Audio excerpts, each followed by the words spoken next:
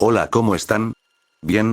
Qué bueno, ahora déjanlo de lado mi intro de Dora la Exploradora. Algunos de ustedes conoce, o al menos que estuviese debajo de una piedra conoce el videojuego de Uma Musume o por lo menos el anime, y si no lo sabes. Felicidades, eres una persona normal y que toca pasto, así que, si solo viniste por el personaje que hablaré, igual quédate si te gustan los samuráis y quieres saber de dónde vienen estos guerreros del pasado tan míticos en el mundo. ¿En qué estaba? Así, cierto, en la historia de Uma Musume hay varios personajes muy peculiares que han llamado la atención del mundo por su historia, su personalidad o simplemente es muy especial al estar basados en la vida real de los caballos de carreras de Japón, dándoles ese toque de realismo que nos deja conectar con los personajes. Pero mientras veía el anime y la película noté algo. No solo del propio anime sino de varios otros animes, que hay unas personalidades que se repiten en sus historias y curiosamente son las más populares porque no aparecen comúnmente en las obras de nuestro lado del charco. Y me di la tarea de investigar de dónde vienen estos personajes en la sociedad de los japos, dándome cuenta que están basados en personajes que sí existieron y que considero muy importantes para entender a estos personajes de anime y entender a la sociedad japonesa en general y lo mucho que nos gustan estas historias, que cada día hay más gente que le guste estos personajes. Empezando por mi personaje favorito de Uma Musume, la bellísima reina Opera, o que para quien no la conozca, Opera o es un personaje extravagante, siempre busca el centro de atención, con un talento sin igual que conquistó el derby japonés, pese a venir literalmente de la nada y bajo una situación difícil en todos los aspectos, en especial el económico, siendo considerada una pobre pero con iPhone, así como tú, mi amigo latino que vive en el cerro más alto donde a duras penas llega a la luz. Este personaje es basado en el caballo del mismo nombre, que si quieren ver cuál fue su historia, vean uno de los cientos de vídeos que hablan de su historia, aquí nos centraremos en la del anime. Llegado a este punto se preguntarán de quién rayos habla este random. Y les responderé en primer lugar que groseros y en segundo lugar un personaje de la historia de los japos tan importante que se le considera héroe y a su vez villano, un hombre que movió los cimientos de la sociedad a tal grado que podríamos decir la destruyó y la reconstruyó a algo mejor de lo que estaba antes, teniendo el título de rey en una época donde ser rey no es necesariamente bueno, el gran conquistador de Japón y el rey más temido del país, Oda Nobunaga, el rey demonio del sexto cielo. Y para el que se lo pregunte, el rey demonio del sexto cielo es el enemigo de Buda en la mitología budista, siendo considerado el destructor del budismo y el que traería el fin del mundo, algo así como el anticristo pero para los japos. Y ahora se preguntarán qué relación tiene este personaje con Opera.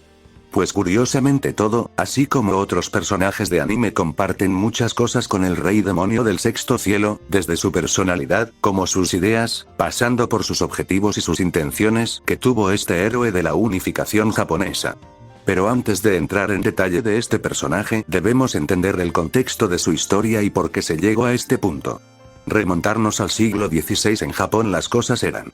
un poquito difíciles, los samuráis llevaban años peleando por el poder del país tras la muerte del shogun Ashikaga, que si bien no servía de nada, mantenía la estabilidad en la región, evitando que los daimyo se agarraran a palos por el poder del país, que llevaba siglos dominado por la casta samurái sin que el poder central hiciera algo para detener sus conflictos o sus abusos a la clase baja, o sea el campesino promedio, que terminaba cayendo por hambre o por un enemigo en las incontables guerras entre señores feudales, o peor aún asaltados y navajeados por un ladrón, un ronin u otro campesino hambriento. Imagínate Latinoamérica pero con katanas, donde terminabas tirado en medio del pueblo o debajo de un puente por hablar mal del señor, y en etapas finales del período Sengoku, como es llamado esta época, podría ser fusilado con los nuevos juguetes de los samuráis que traían los extranjeros europeos al país. Creo que se entiende la situación de Japón en esta época, ¿verdad?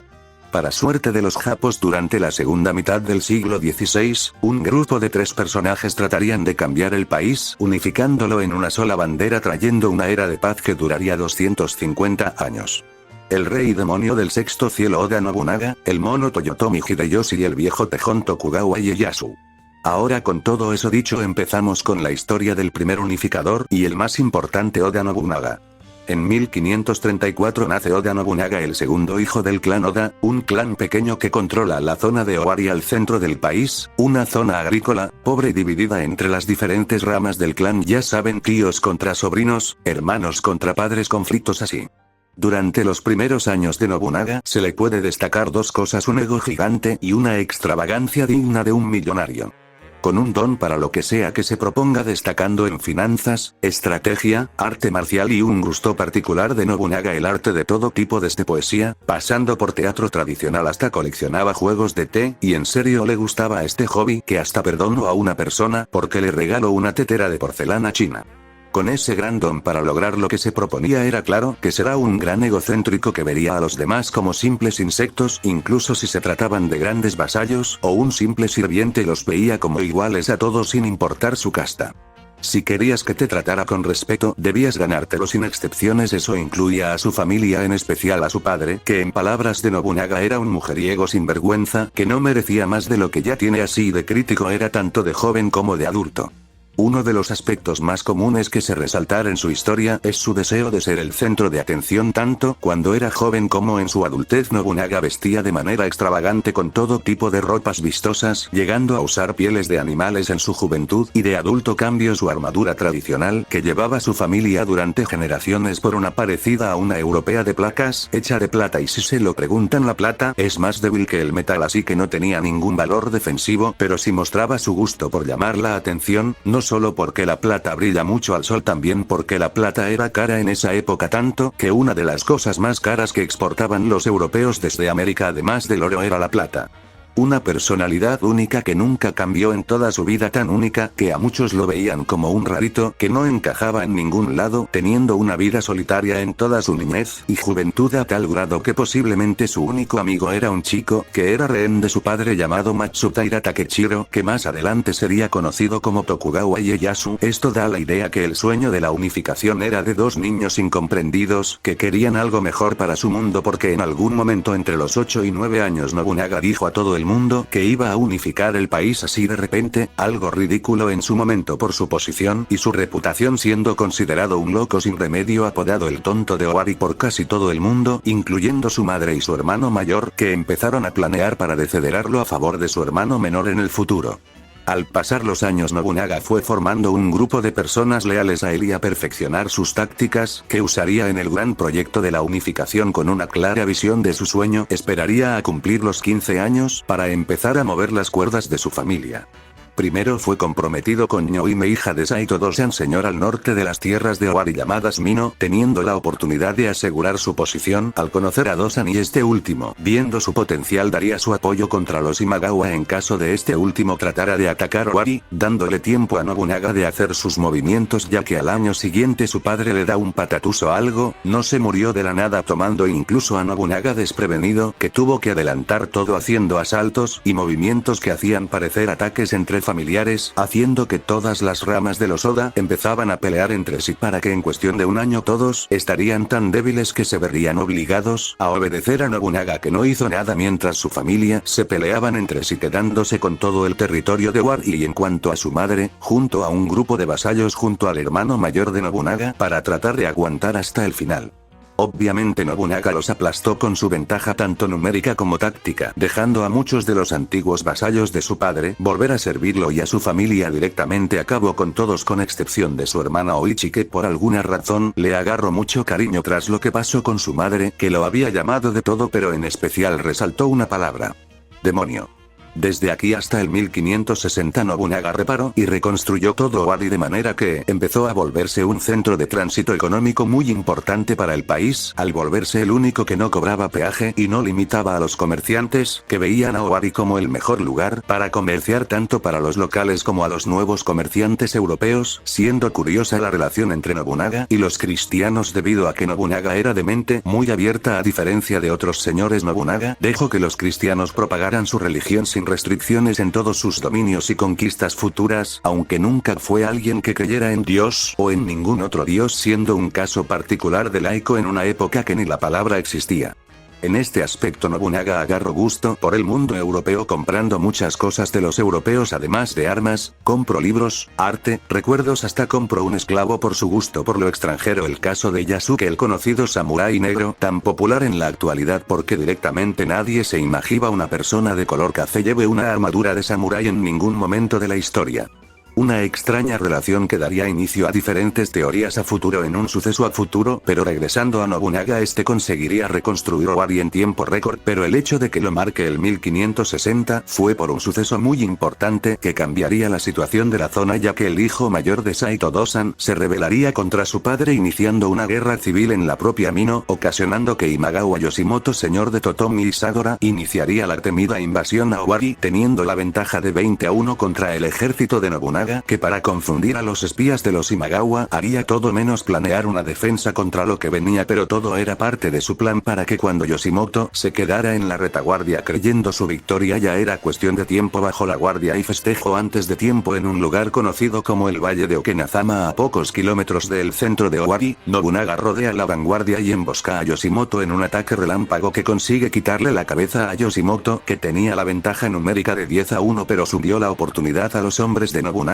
llegar a él y quitarle la cabeza, haciendo retirar a todo el ejército Imagawa, dándole la oportunidad a Takechiro de librarse de sus 16 años de vasallaje y encarcelamiento, tomando a la vanguardia de los Imagawa, renombrándose Ieyasu Tokugawa para tomar su antiguo dominio familiar con ayuda de Nobunaga, que limpió su nombre y ganó renombre al ganar a un ejército en una enorme y clara superioridad en todos los aspectos. Pero la victoria de Okenazama no fue tan rápido. Para evitar que Saito Dosan sea derrotado y tasajeado por su hijo, que era adoptivo, el desagradecido pero bueno que se le podía hacer. Al año siguiente Nobunaga realizó una ofensiva contra Mino, que en primera vista fue exitosa, por acercarse al castillo principal de Mino el Inabayama, y casi ganar a las fuerzas de los Saito, pero lo frenaría de golpe uno de los mejores estrategas militares de la historia, Takenaba Hanbei, derrotaría a Nobunaga en 2 ocasiones pese a la clara superioridad numérica y armamentística que tenía Nobunaga, que ya había empezado a usar los nuevos juguetes europeos, pero aún con esa ventaja y que de parte de Hanbei y sus compañeros no lograban formar algo en su neurona compartida, logró ganar y resistir por un año la ofensiva de Nobunaga hasta que uno de los vasallos de Nobunaga llamado Tokichiro lograría poner un castillo al lado del de Inabayama, y tras conseguir hablar con un enfermo y cansado Hanbei que tenía una enfermedad respiratoria, esas de las que te hacen toser sangre, que era muy común en esa época por el uso excesivo de incienso.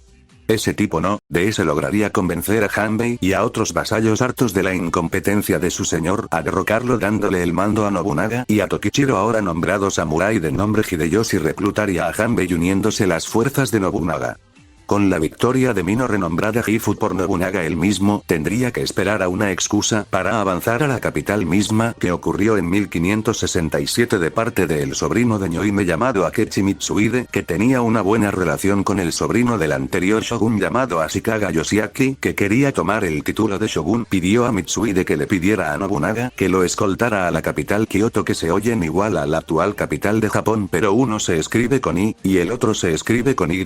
además que están en lugares diferentes, uno en el centro de la nación y el otro en la costa, para que lo nombraran shogun. Con una excusa lista, Nobunaga partió a la capital, acabando con los pocos que se resistían para en menos de 2 meses nombraran al nuevo shogun Ashikaga Yoshiaki, que sería el títere de Nobunaga, para afianzar su poder y conseguir el vasallaje de varios clanes, pero el problema principal era que varios otros se negaron al control de Nobunaga. Para solucionar el problema, Nobunaga partió al norte para aplacar la rebelión de Iko-Iki, pero antes de avanzar se preguntarán ¿qué era Iko-Iki? Bueno, ¿qué pasa si juntan un montón de campesinos furiosos y hambrientos con un grupo de extremistas religiosos que buscan destruir el poder opresor de su mundo? Si suena que hablo de nuestros amigos de Medio Oriente, pero la verdad es que son casi iguales en casi todos los aspectos. Verán, Iko-Iki fue formado por un grupo de campesinos hartos de la opresión de los samuráis, que impulsados por un grupo extremista de budistas impulsados por los escritos de las sectas de los turbantes amarillos de la era china conocida del nombre del país dividido en el siglo III a.C., que comparte nombre con el mismo período que se encuentra Japón en esta época. Razón por la que este grupo, al comparar la situación con los escritos budistas, que escaparon de la persecución de las dinastías desde los Tang hasta los Ming, decidieron actuar en el siglo XIV para rebelar las provincias de Kaga y Echizen, siendo el corazón no solo del budismo en el país, también de la lucha contra los samuráis. Regresando a Nobunaga con la justificación de aplastar la rebelión de Iko-Iki, viaja al norte a Kaga y Echizen con Ieyasu con ayuda de los Azai, que se habían aliado con Nobunaga a través del matrimonio con Oichi, hermana de Nobunaga, y Azai Nagasama, señor de los Azai. Pero Nobunaga cambia su objetivo contra los Asakura, uno de los clanes que se negó al vasallaje de Nobunaga, llevando a los Asakura a encerrarse en su último castillo, pero antes de acabar el asedio Nagasama decidió apoyar a sus aliados más antiguos. Al estar atrapados, Nobunaga tomó la decisión de retirarse tomando la ruta del oeste, logrando salir con vida gracias a Musashi de él mismo, que lo traicionaría a futuro, que además fue el quien se cargó al anterior shogun. Con ese historial ya se sabía lo que pasaría, además de la retaguardia de Hideyoshi Mitsuhide, que mantuvieron a la alianza de los Azai durante varios días, dando como resultado la retirada de la alianza a resguardarse en su fortaleza, aprovechando Nobunaga, firmando una paz con los Azai y los Asakura para tomar la zona sur del centro, la provincia de Ki, dominada por una compañía de mercenarios llamada Sakai, y Ise, dominada por clanes de ninjas y piratas Wako. Logrando la conquista del sur en menos de medio año, Nobunaga tomaría su atención en los últimos mercenarios Sakai que se habían instalado al lado del templo Honagi, a pocos kilómetros de la capital mismo, que habían contratado a la compañía Sakai para debilitar el creciente poder de Nobunaga, que empezaba a molestar a los budistas con su tolerancia a los cristianos. Aún así, Nobunaga trató de mantener fuera a los religiosos de sus guerras, pagándoles mucho dinero para que no se metieran, pero como era obvio no aceptaron ese arreglo y atacaron a Nobunaga en su momento más crítico del asedio de los Sakai, obligando nuevamente a retirarse a duras penas, y al mismo tiempo los Azai ya se habían pasado el tratado por el ya saben dónde. Realizaron una ofensiva que acabó con varios de los hombres de Nobunaga, entre los que se encontraba Mori Yoshinari, uno de los comandantes más antiguos de Nobunaga, al que se le confió la defensa de la capital, siendo superado por el gran ejército aliado. El problema para los aliados era que el ejército de Nobunaga estaba casi intacto, y ellos sufrieron muchas bajas en atravesar la defensa de la capital, siendo obligados a resguardarse en el monte Hiei controlado por monjes. Estos protegerían a los Azai y a Sakura con su posición religiosa, permitiendo que escaparan, causando más problemas a Nobunaga, que empezaba a hartarse de los religiosos.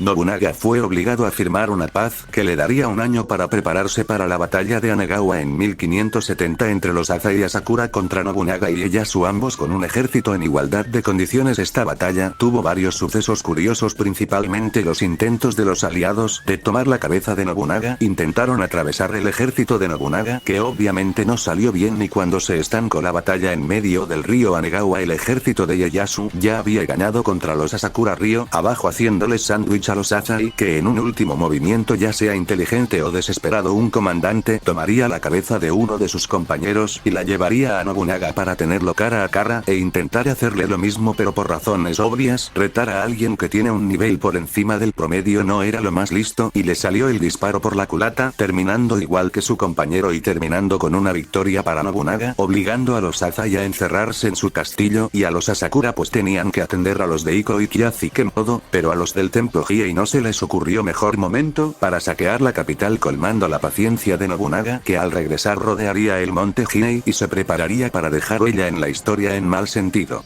Todavía el templo ofreció un pago para que los dejaran en paz, dinero que era robado de la capital, y del pago de los Azai y Asakura por su colaboración, que obviamente Nobunaga se negó, pero lo que venía después nadie se lo esperaba. Nobunaga dio la orden de que nadie saldría del monte con vida, eso incluye ancianos, mujeres y niños. Ahora ven por qué no es popular en el país. Al tomar una medida un poco extrema, su intención era dar el ejemplo a los demás templos de no meterse en los problemas políticos. Tampoco era que fuera el primero en destruir un templo, pero lo de los niños y mujeres fue algo exagerado. La noche de 30 de septiembre de 1571 Nobunaga ordenó la destrucción de los templos alrededor del monte y la quema del templo principal, acabando con el templo budista más antiguo del país. Esta acción, que muchos de sus comandantes se negaron a participar, entre ellos Hideyoshi Mitsuhide, que más adelante tendrá relevancia en algo que hablaré más adelante, dio como resultado el efecto esperado, pero un poquito salido de control. Ahora el país lo conocía como el Rey Demonio del Sexto Cielo, algo que obviamente tuvo en cuenta de su apodo. Lo que no tuvo en cuenta fue el temor que generó a su marioneta Yoshiaki, que por miedo a ser el siguiente, pediría ayuda a los clanes de acabar con Nobunaga. Muchos respondieron al llamado, pero el más importante de estos fue la leyenda del país Takeda Shingen, que para quien no lo conozca es el samurái más temido de la historia, y pudo ser el quien conquistara el país si no fuera por su eterna rivalidad con el dragón del norte y el dios de la guerra Uesugi Kenshin. Así de fuerte estaba el tigre de Kai.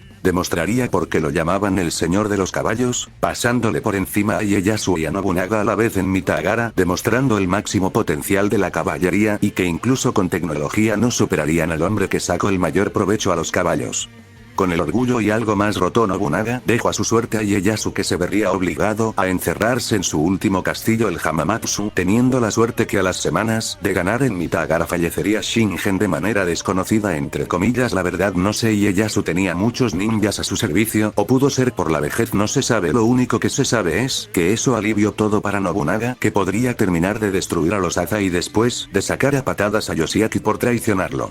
Tras terminar en la capital, Nobunaga fue a Omi para acabar con los Azai y los Asakura, que no duraron nada, al menos aguantaron los Azai hasta que Nobunaga quemó su castillo principal y entró al castillo para sacar a su hermana con sus hijas, demostrando nuevamente su amor a su hermana pese a lo seco y duro que se había vuelto. Una de las cosas que más resalta cuando se habla de Nobunaga fue lo avanzado que estaba a su época, porque en 1578 en Nagashima ocurriría una de las batallas más importantes de Japón. El hijo de Shingen, Takeda Katsuyori, tratarían de detener el avance de Nobunaga, que ya había aprendido de su derrota con Shingen, desarrollando una nueva táctica que revolucionaría la guerra en el país. Katsuyori, confiado en su victoria, mandó a la caballería contra las fuerzas de Nobunaga, aprovechando el clima húmedo, pensando en que los arcabuces tardarían mucho para cuando llegaran los caballos, pero Nobunaga formó a sus 3000 arcabuceros en 3 líneas de fusileros con las barreras de bambú para disparar en formación de 3 líneas para fuego constante, algo que no se vería en Europa hasta los inicios de la era napoleónica, un siglo y medio después de Nagashima, demostrando que la nueva era de las armas de fuego había llegado, siendo el estándar usarlos con o sin fuerzas tradicionales. Y en cuanto a los Takeda, no pudieron sobrevivir al cambio, siendo destruidos casi por completo para que en 1582 fueran exterminados por completo. Nobunaga empezó una campaña de persecución contra los budistas que se negaron a rendirse, principalmente los de Iko-Iki y el Honagi, que mantuvieron combates contra Nobunaga con ayuda de otros clanes, en especial los Mori del oeste, que mantuvieron a Iko-Iki durante varios años, hasta casi destruir todos los templos de Echizen y Kaga, realizando lo mismo que en Hinei, acabando con todos los que estuvieran en los templos, logrando acabar con Iko-Iki y consiguiendo la rendición de Honagi en 1580, acabando con la hegemonía del budismo, que había tomado un papel más directo, controlando a las masas y acumulando poder en sus templos, hasta volverse una fuerza temida en el país, a pasar por una religión que sigue siendo la principal en el país, pero que nunca volverían a tener el poder que tuvieron en el pasado. Los últimos años de Nobunaga fueron algo más tranquilos, dejó de pelear y se centró en gobernar, mientras que sus vasallos terminaban la conquista del país, siendo su última batalla que dirigió personalmente a sus hombres, fue en 1580 contra los clanes ninjas de Koga, exterminando con casi todos los ninjas del país, quedando unos pocos en el país. Nobunaga tendría varias cosas en los 2 últimos años. Las más importantes fue impulsar las artes como el teatro no, el sumo, la música tradicional y prácticamente todas las artes tradicionales que hoy conocemos. No solo se impulsaron en la sociedad, también se establecieron las bases de alguna de ellas, como en el caso del sumo, que se cree que Nobunaga puso las bases del sumo y sus reglas, así como otros aspectos económicos como el tener una moneda central, que todos usarían el mon, que se usaría hasta el surgimiento del yen en el siglo XIX, gozando de una estabilidad y paz en el país no vista en el país en siglos. Un apartado rápido que me causó gracia cuando lo investigué. ¿Recuerdan a Mori Yoshinari? Bueno, este tuvo 2 hijos, uno terminó como comandante de Nobunaga, pero el otro, conocido como Ranmaru, tendría una curiosa historia. Tras la muerte de su padre, Ranmaru pasó a ser el confidente de Nobunaga, algo así como su sirviente cercano. Esto generó un rumor de que el joven Ranmaru, que casi siempre se describe con rasgos femeninos, era el novio de Nobunaga, pero antes de que me digas algo, te explico que en esa época había una costumbre llamada shudo, que se trata de un hombre joven tenía una relación afectiva con un hombre mayor. Esta práctica era común entre samuráis de alto rango como Nobunaga, incluso se sabe que Shingen practicó esta costumbre, así que no era una cosa tabú como acá.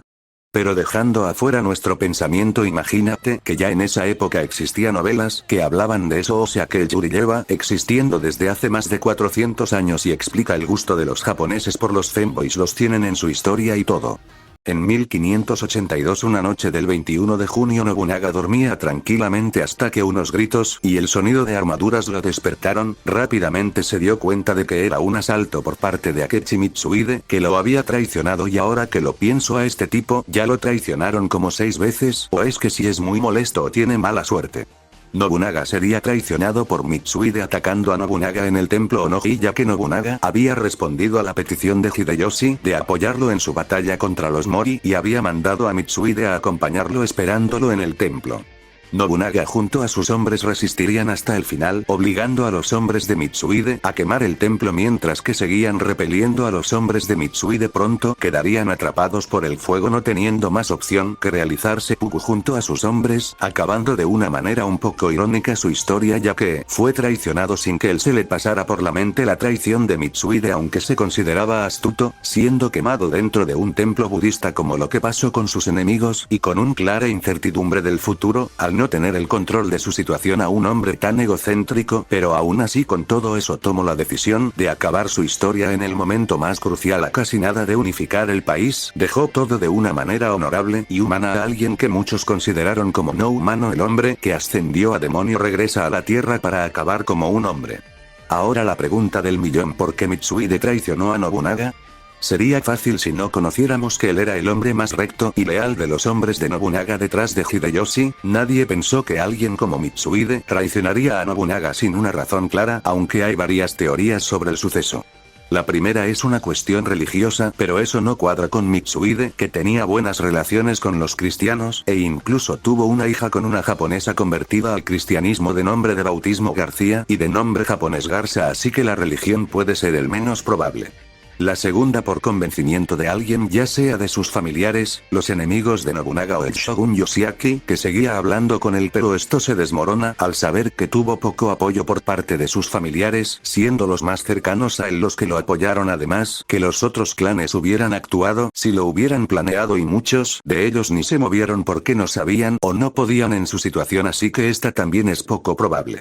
La tercera y la que yo considero la más probable es que sus familiares lo hicieron y tuvo que asumir la culpa de su clan. Esto tiene más sentido concordando con la personalidad de Mitsuhide y la respuesta del mundo ante su acción, pero hay más teorías, ya sea por miedo, ambición o venganza. No sé ustedes qué opinan, díganlo en los comentarios su teoría de este suceso. La muerte de Nobunaga trajo muchas cosas, en especial la inestabilidad política y las luchas internas entre los miembros del clan, pero por suerte hubo alguien que pudo no solo vengar a Nobunaga, también pudo controlar la situación y unificar el país, logrando el sueño de Nobunaga, trayendo la esperanza y el amanecer de Japón de su época oscura. Pero ese video lo haré después porque llevo como 4 reescrituras de guión para que quedase con el anterior, pero mejor lo vuelvo a hacer y ya porque me complico la vida. Bueno, al inicio del video hice una comparación de Nobunaga con Opera, preguntando su parentesco entre los dos. Ahora que ya vimos la historia de Nobunaga, ya podemos responder a la cuestión. Además de que llevan capa, ambos presentan una historia parecida, viniendo ambos de abajo en situaciones difíciles, con grandes talentos y personalidades únicas, que destacarían sobre los demás como los más grandes de su era, siendo los grandes conquistadores en sus tiempos, conocidos como reyes por sus hazañas y logros, pero en especial algo que destaca más de esto son la rebeldía. Así como otros personajes de grandes talentos que desafiaron al sistema de su época, estando dispuestos a sacrificarse en nombre de sus sueños para lograr un mundo mejor, aunque te critiquen, te vean como un rarito o un peligro. Dieron su vida por un futuro mejor, acabando con los sistemas que afectaban a su gente. Es por eso que Nobunaga, aunque sea un héroe, también es un villano, porque peleó contra los sistemas de su era de manera más determinante, sin limitarse, sacando de raíz los problemas de su gente. Aunque le cueste su vida y su nombre en la historia, no le importó volverse el malo de la historia en nombre de su sueño. Se convirtió en el demonio que destruyó el mundo para que de las cenizas de la guerra surgiera el gran amanecer del sol naciente. El demonio que Japón más teme no es un nombre o un título, es la rebeldía. El ser rebelde en un país tan cerrado es lo que más genera miedo a los japoneses. Es por eso que la rebeldía es tabú en Japón, porque el demonio que más teme la tradición es la rebeldía. Es por eso que Nobunaga es el rey demonio del sexto cielo, el rey de los rebeldes y el hombre más rebelde de la historia. Muchas gracias por ver el video, de verdad quiero agradecer mucho a las personas que comentan en los vídeos, me llenan de alegría sus comentarios y opiniones, que siempre serán valorados en este pequeño canal del Bardo. Muchas gracias, nos vemos en un próximo video. Me despido, aquí el Bardo de la historia, deseándoles buena vida y buena salud.